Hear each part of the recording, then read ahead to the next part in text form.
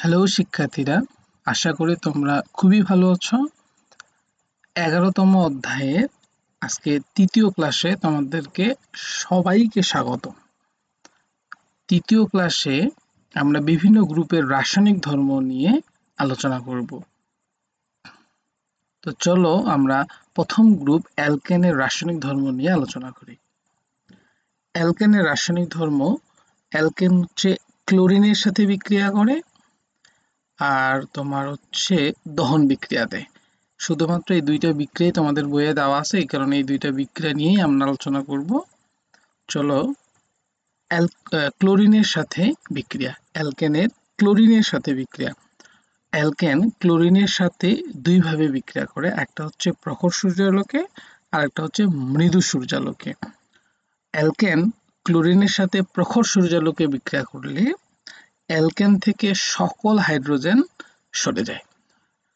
Example হিসেবে আমি এখানে মিথেনকে দেখানো হয়েছে। মিথেন CH4 মিথেন ক্লোরিনের সাথে বিক্রিয়া করে প্রখর সূর্যালোকে ক্লোরো টেট্রাক্লোরো মিথেন টেট্রাক্লোরোমিথেন উৎপন্ন, অর্থাৎ কার্বন টেট্রাক্লোরাইড উৎপন্ন হয়, সাথে হাইড্রোজেন ক্লোরাইড।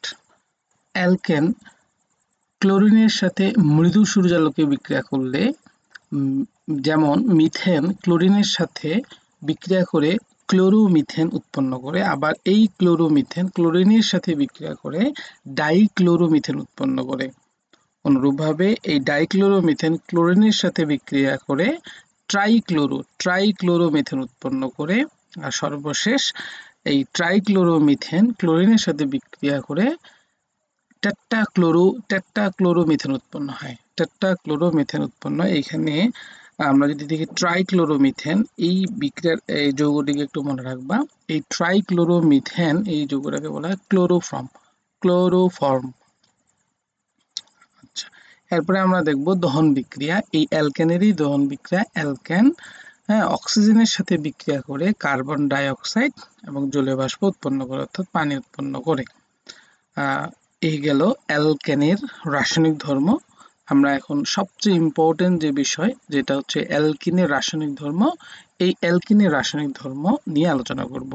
খুবই মনোযোগ সহকারে দেখবা, কারণ এই অ্যালকিনের রাসায়নিক ধর্মই পরীক্ষায় সবচেয়ে বেশি করে আসে।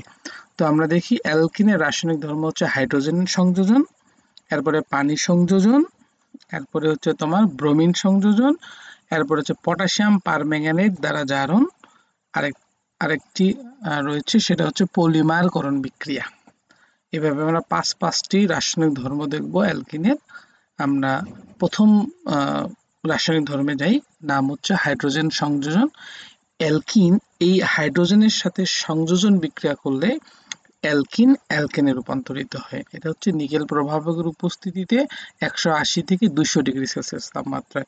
আমরা যদি একটি এক্সাম্পল সেট করি, তাহলে দেখি অ্যালকিন মানে আমরা জানি ডাবল বলতে আমি এখানে C2 নিলাম। এরপরে হাইড্রোজেন হচ্ছে 2 দুগুণে 4, এটি হাইড্রোজেনের সাথে বিক্রিয়া করে সে অ্যালকেন উৎপন্ন করবে। আমি বলছিলাম গত ক্লাসে যে এই বিক্রিয়াগুলোতে যতগুলো কার্বন নেওয়া হবে ঠিক ততগুলোই কার্বন উৎপাদে তৈরি হবে। তো আমরা এখানে বিক্রিয়কে 2 কার্বন বিশিষ্ট অ্যালকিন নিয়েছি, অতএব এই পাশে 2 কার্বন বিশিষ্টই অ্যালকেন উৎপন্ন হবে। অ্যালকেন মানে হচ্ছে অ্যালকেন ডাবলের 2 বেশি, তাহলে 2 দুগুণে 4 আর 2 হচ্ছে 6। পানি সংযোজন, আমরা যদি পানির সংযোজন বিক্রিয়া আসি, অ্যালকিন এই পানির সাথে বিক্রিয়া করে উচ্চ তাপ ও চাপে ফসফরিক অ্যাসিডের উপস্থিতিতে তাহলে দেখা যায় অ্যালকোহল উৎপন্ন হয়। আমরা একটা এক্সাম্পল তৈরি করি, সেম আগের মতো করে আমরা অ্যালকিন নিব। মনে করো আমরা এবারও 2 কার্বন বিশিষ্ট নিলাম, তোমরা যে কোনো কার্বন বিশিষ্ট নিতে পারো 4, আর এই পাশে দেখা যাবে তৈরি হবে হচ্ছে তোমার C2, আর এই পাশে আমরা জানি অ্যালকোহল মানে ডাবলের 1 বেশি, তাহলে 2 দুগুণে 4 একে 5, সাথে OH। এইভাবে আমরা বিক্রিয়াগুলো সম্পন্ন করব। শুধু আমাদের এই কঙ্কাল সমীকরণগুলা মুখস্থ রাখতে হবে। ঠিক আছে, বুঝতেছো অবশ্যই। তারপরে ব্রোমিন সংযোজন, ব্রোমিন অ্যালকিন ব্রোমিনের সাথে বিক্রিয়া করে ডাইব্রোমো অ্যালকেন উৎপন্ন করে। অ্যালকিন ব্রোমিনের সাথে বিক্রিয়া করে ডাই ব্রোমো অ্যালকেন উৎপন্ন করে। এখানে আমরা প্রভাবক হিসেবে কার্বন টেট্রাক্লোরো কার্বনকে ব্যবহার করতে পারি। আচ্ছা, এবার আসি আমরা এই অ্যালকিন। এখানে যখন অ্যালকিনকে লিখবো অবশ্যই অ্যালকিনের যে যৌগটাকে আমরা ব্যবহার করবো সেটাকে ভাঙায় ভাঙায় লিখবো। তো এখানে আমরা দেখি অ্যালকিন, আমরা যদি আমি 2 কার্বন বিশিষ্ট অলরেডি নিয়ে বলছি, 2 কার্বন বিশিষ্ট নিলাম। তো 2 কার্বন বিশিষ্ট নিলে এখানে হাইড্রোজেন হবে 3টি, আর এইখানে হবে হাইড্রোজেন 3। তো CH3 ডাবল বন্ধন CH3, এরপরে ব্রোমিনের সাথে বিক্রিয়া করাইলে দেখা যায় এই ডাবল বন্ধন ভেঙে সিঙ্গেল বন্ধনে রূপান্তরিত হয়। আর একটি করে ব্রোমিন কার্বনের 4টি বন্ধনকে মেলানোর জন্য ব্যবহার করা হয়, বা ব্রোমিন প্রবেশ করে। তো এখানে আমরা দেব CH3, ও মাই মিস্টেক, একটু মিস্টেক হয়েছে আমার, এইখানে দিতে হবে CH2। হ্যাঁ, CH2, যেহেতু ডাবল বন্ধন ব্যবহার করা হয়েছে, CH2 ডাবল বন্ধন CH2, খুবই দুঃখিত বিষয়টির জন্য। CH2 Br, আবার এখানে দেব আমরা CH2 Br। তো এটার নাম হচ্ছে ডাইব্রোমো অ্যালকেন, বা বলা যাবে 1,2 ডাইব্রোমো ইথেন। 1,2 ডাইব্রোমো ইথেন, এই যৌগটির নাম হচ্ছে 1,2 ডাইব্রোমো, 1,2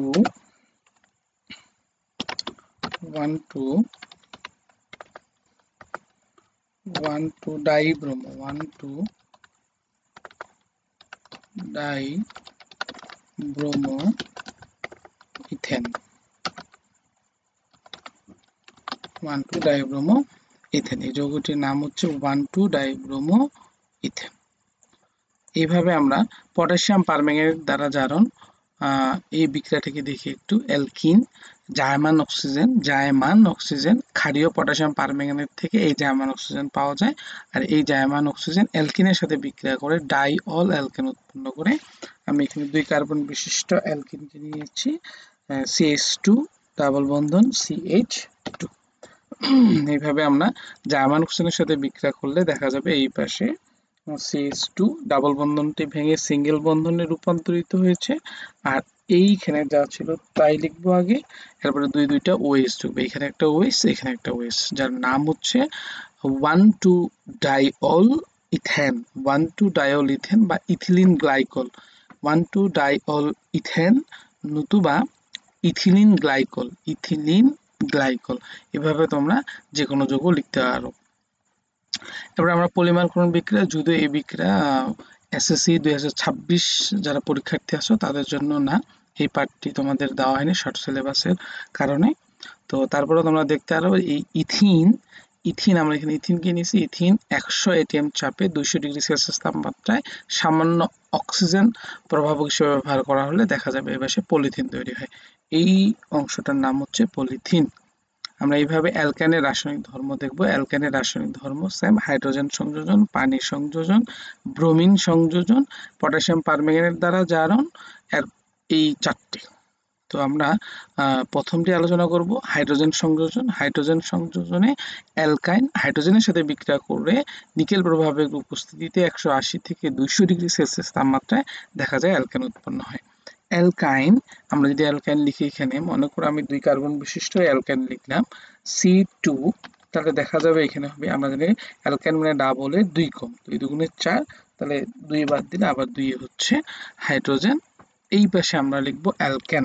অ্যালকেন হচ্ছে, যেহেতু আমরা 2 কার্বন বিশিষ্ট নিয়েছি তাহলে এই পাশে 2 কার্বন বিশিষ্টই অ্যালকেন তৈরি হবে। তো C2H, 2 দুগুণে 4 আর 4 2 6, তাহলে 6, C2H6। এইভাবে তৈরি করবা। পানির সংযোজন, পানির সংযোজনে আমরা যদি দেখি অ্যালকাইন পানির সাথে বিক্রিয়া করে 20% সালফিউরিক অ্যাসিড, 2% মার্কিউরিক সালফেট এবং 80 ডিগ্রি সেলসিয়াস তাপমাত্রায় বিক্রিয়া করানো হলে এই পাশে দেখা যায় অ্যালডিহাইড উৎপন্ন হয়। তো আমরা এইভাবে একটা বিক্রিয়া সম্পন্ন করতে পারি। অ্যালকিন আমি যে কোনো কার্বন বিশিষ্ট নিতে পারি। যদি আমি এখানে মনে করো এবার 5 কার্বন বিশিষ্ট নিলাম C5, 5 দুগুণে 10, 10 থেকে 2 বাদ দিলে হচ্ছে 8 বা 8, C5H8 পানির সাথে বিক্রিয়া করে তৈরি করবে। আমরা জানি অ্যালডিহাইড তৈরি করতে গেলে একটি কার্বন ফিক্স থাকে, এই কারণে আমরা 5টি কার্বন থেকে একটি কার্বন কম লিখে 4টে লিখবো। 4টে লিখলে ওইখানে লিখবো ডাবলের 1 বেশি, 4 দুগুণে 8 আর 9। কারণ সামনের অংশটা হচ্ছে অ্যালকাইল, অ্যালকাইল মূলক মানে হচ্ছে ডাবলের এক বেশি, সাথে হচ্ছে সিএইচ ও। তাহলে এখানে আমরা নিচ্ছি হচ্ছে প্যান্টাইন, আর এই পাশে তৈরি হলো হচ্ছে প্যান্টানেল, প্যান্টানেল, অর্থাৎ কার্বনের সংখ্যা ঠিক আছে। অবশ্যই বুঝতেছো বিষয়গুলো, তোমরা এইভাবে একাধিক বিক্রিয়ার নিচে লিখতে পারো।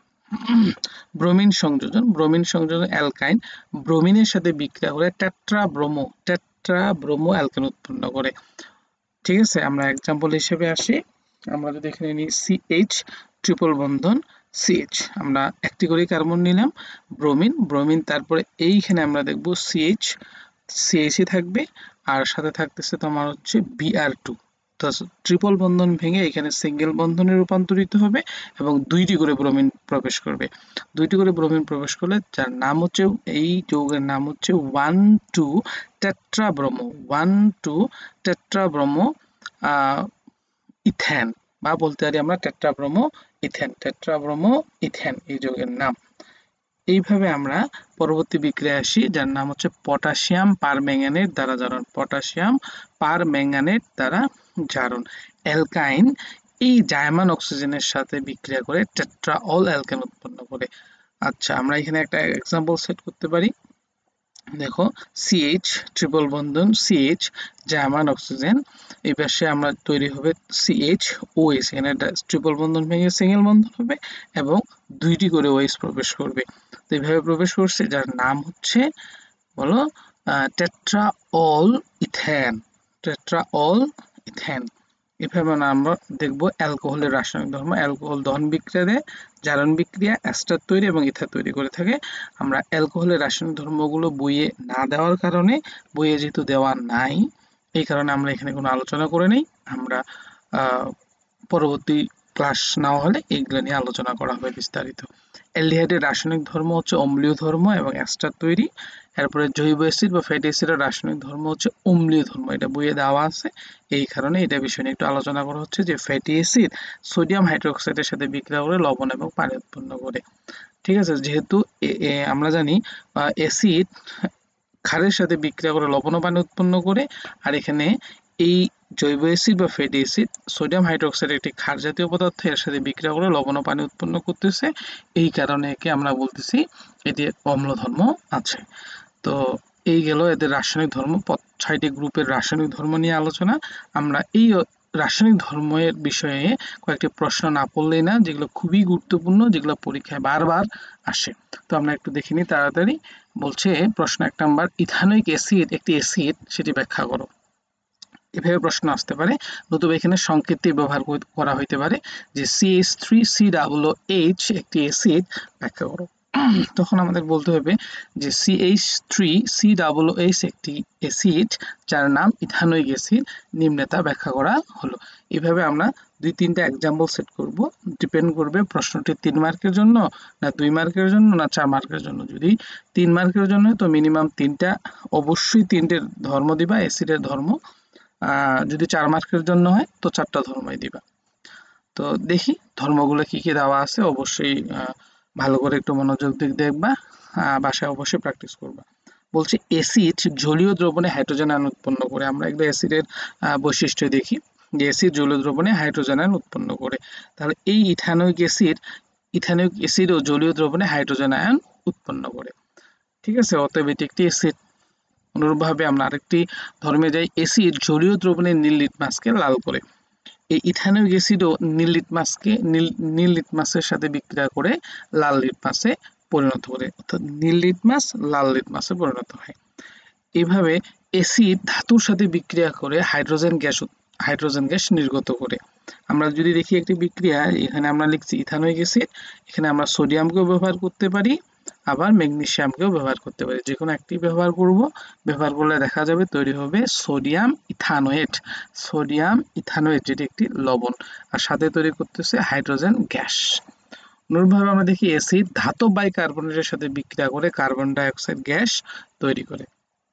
দেখো এই ইথানোয়িক অ্যাসিড সোডিয়াম বাইকার্বনেটের সাথে বিক্রিয়া করে এই সোডিয়াম ইথানোয়েট, যেটি একটি লবণ প্লাস পানি প্লাস কার্বন ডাই অক্সাইড তৈরি করে, যেটি যে কোনো অ্যাসিডেই এই ধরনের ধর্ম প্রদর্শন করে।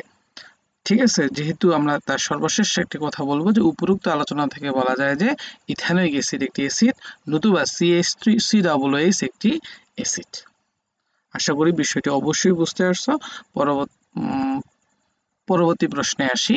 পরবর্তী প্রশ্ন ছিল অ্যালকিন বা অ্যালকাইনের অসম্পৃক্ততা কিভাবে প্রমাণ করবে, তার সমীকরণ সহ ব্যাখ্যা করো। আবার এই প্রশ্নটি এভাবে আসতে পারে, শুধুমাত্র অ্যালকিন দিয়েও আসতে পারে, শুধুমাত্র অ্যালকাইন দিয়েও আসতে পারে।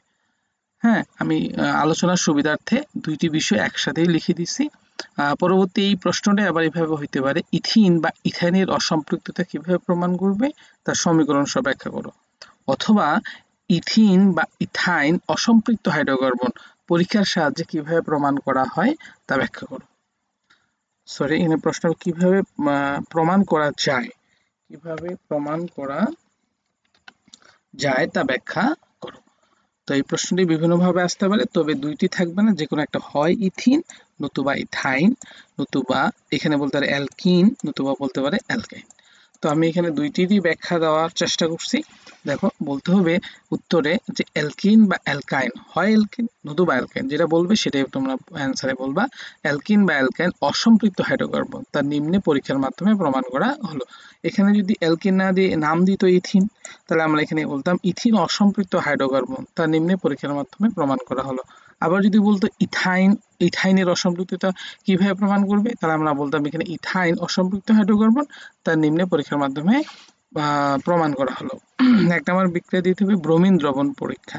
ব্রোমিন দ্রবণ পরীক্ষা, আমি এখানে ওই কথাগুলো, এইখানে যে কথাটা বলবা এই শুরুতেও সেম কথাটাই বলবা, যে অ্যালকিন বা অ্যালকাইন বা ইথিন বা ইথাইনের মধ্যে লাল বর্ণের ব্রোমিন দ্রবণ যোগ করা হলে ডাইব্রোমো অ্যালকেন, আমরা যদি নাম ব্যবহার করি তো বলবো ডাইব্রোমো, যদি আমরা এখানে ইথিন ব্যবহার করি তো ডাইব্রোমো ইথেন, আমরা যদি ইথাইন ব্যবহার করি তো বলবো টেট্রাব্রোমো ইথেন উৎপন্ন হয়ে ব্রোমিনের লাল বর্ণ অপসারিত হয়।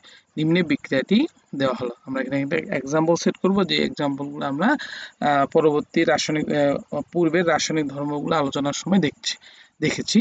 তো ওই রাসায়নিক একটি বিক্রিয়া তোমরা এখানে নিচে সেট করবা। এরপরে আসি বেয়ার পরীক্ষা বা পটাশিয়াম পারম্যাঙ্গানেট দ্বারা জারণ। পটাশিয়াম পারম্যাঙ্গানেট দ্বারা জারণ, এই বিক্রিয়াটার নাম হচ্ছে বেয়ার পরীক্ষা। তো আমরা এখানে দেখি অ্যালকিন বা অ্যালকাইনের মধ্যে গোলাপি বর্ণের ক্ষারীয় পটাশিয়াম পারম্যাঙ্গানেট দ্রবণ যোগ করা হলে পটাশিয়াম পারম্যাঙ্গানেট গোলাপি বর্ণ অপসারিত হয় বা দ্রবীভূত হয়। নিম্নে বিক্রিয়াটি দেখানো হলো, সেম এইভাবে তোমরা বিক্রিয়া সেট করবা। অবশ্যই এই কঙ্কাল সমীকরণগুলো লিখবে না, জাস্ট এগুলো কল্পনা করে করে সঠিক একটি রাসায়নিক বিক্রিয়া লিখে ফেলবা। এই কঙ্কাল সমীকরণগুলো পরীক্ষায় লেখা যাবে না, জাস্ট তোমরা এখানে এক্সাম্পল সেট করবা। ঠিক আছে, অবশ্যই ক্লাসটি তোমরা বুঝতে পারছো। পরবর্তী ক্লাস করার জন্য অবশ্যই চ্যানেলটি সাবস্ক্রাইব করবা এবং ফেসবুক পেজটি ফলো দিয়ে পাশে থাকবা। আমার ইউটিউব চ্যানেলের নাম হচ্ছে স্টুডেন্ট কেয়ার হোম 01, ফেসবুক পেজের নাম স্টুডেন্ট কেয়ার হোম। ক্লাসটি ভালো লাগলে বা উপকারে আসলে অবশ্যই লাইক, কমেন্ট, শেয়ার দিয়ে পাশে থাকবা। দেখা হচ্ছে পরবর্তী কোনো ক্লাসে।